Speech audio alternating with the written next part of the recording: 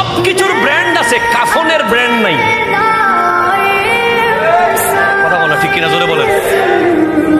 আপনি দোকানে গেলে যদি বলেন যে ভাই আমাকে একটা ব্র্যান্ডের কাফন দেন, দোকানদার আপনাকে পাগল ডাকবে। কারণ কাফন রিক্সাওয়ালারও যেমন, কোটিপতিরও তেমন। এই জায়গায় কোনো ব্র্যান্ড নাই। ব্যবসায়ীরা কি বোকা? ওরা ব্র্যান্ড বানাইলো না কেন? কাফনে একটা ব্র্যান্ড বানাইতো। তারা জানে যে কাফনের ব্র্যান্ড চলবে না, কারণ মরার পরে আর দামি জিনিস কেউ বাবার জন্য কিনে না। সবকিছুর ব্র্যান্ড আছে, কাফনের ব্র্যান্ড নাই। কথা বলা ঠিক কিনা জোরে বলেন। আপনি দোকানে গেলে যদি বলেন যে ভাই আমাকে একটা ব্র্যান্ডের কাফন দেন, দোকানদার আপনাকে পাগল ডাকবে।